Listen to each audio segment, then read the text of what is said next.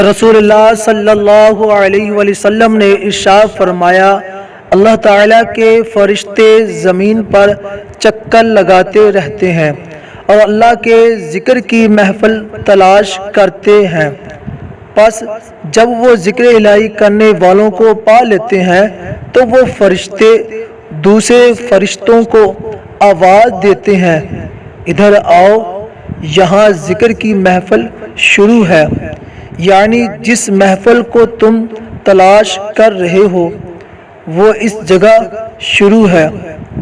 اور پھر اس جگہ اتنے فرشتے جمع ہو جاتے ہیں کہ ان ذکر الہی کرنے والوں کو آسمان دنیا تک ڈھانپ لیتے ہیں۔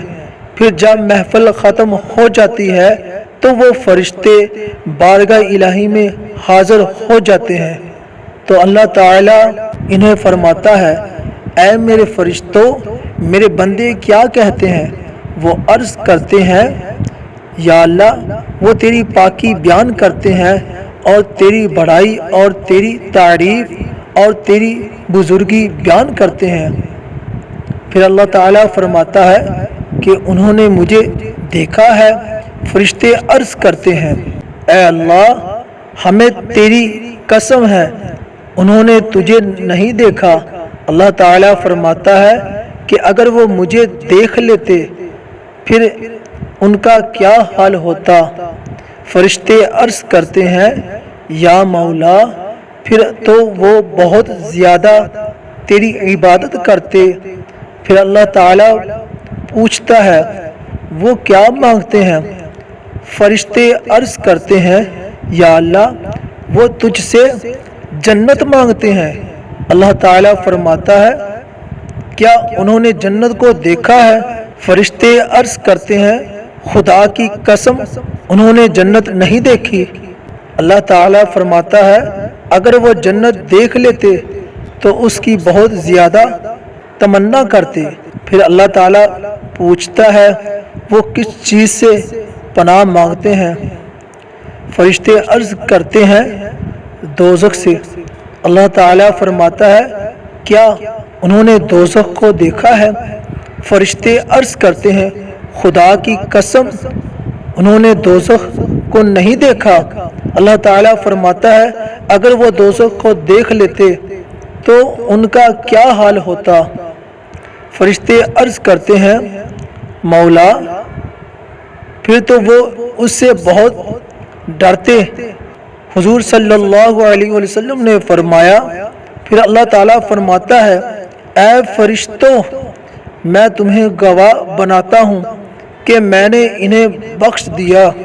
حضور صلی اللہ علیہ وسلم نے فرمایا، پھر فرشتے عرض کرتے ہیں، یا اللہ، ان میں ایک شخص ایسا بھی تھا جو کسی حاجت کے لیے آیا تھا، یعنی وہ محفل میں شامل ہونے کی نیت سے نہیں آیا تھا۔ تو سرکار دو عالم صلی اللہ علیہ وسلم نے فرمایا کہ اللہ تعالیٰ فرماتا ہے، وہ ایسی مجلس والے ہیں کہ ان کا ہم نشین بدبخت نہیں ہو سکتا۔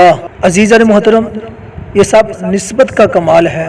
ہم قرآن مجید کی ریل اور قرآن مجید کے غلاف کو کیوں چومتے ہیں؟ اس لیے نہیں کہ وہ بہت زیادہ قیمتی یا بہت خوبصورت ہے، بلکہ صرف اس لیے اسے بوسہ دیتے ہیں کہ ان کا تعلق اللہ تعالیٰ کی پیاری کلام سے ہو گیا ہے۔ اور اسی طرح حاجی جب حج کے لیے جاتے ہیں تو طواف کعبہ اور میدان عرفات کی حاضری کے ساتھ ساتھ صفا اور مروہ کی پہاڑیوں پر 7 چکر بھی لگاتے ہیں۔ آخر وجہ کیا ہے کہ پہاڑیاں تو یہاں پاکستان میں بھی بہت ہیں، مگر ان پہاڑیوں پر چکر لگانے سے حج کا ثواب نہیں ملتا۔ وہ اس لیے کہ صفا و مروہ وہ پہاڑیاں ہیں جن پر اللہ تعالیٰ کی خاص بندی حضرت ہاجرہ رضی اللہ تعالی عنہا کے قدم لگ گئے ہیں۔ تو یہ پہاڑیاں اب عام پہاڑیوں کی طرح نہ رہیں، بلکہ ان الصفا والمروہ من شعائر اللہ، بے شک صفا اور مروہ اللہ تعالیٰ کی نشانیوں میں سے ہیں۔ حضرات گرامی، ثابت ہوا کہ جس جگہ اللہ تعالیٰ کے پیاروں کے قدم لگ جائیں وہ جگہ عام نہیں رہتی، بلکہ عام سے خاص بن کر خدا تعالیٰ کی نشانیوں میں سے ایک نشانی بن جاتی ہے۔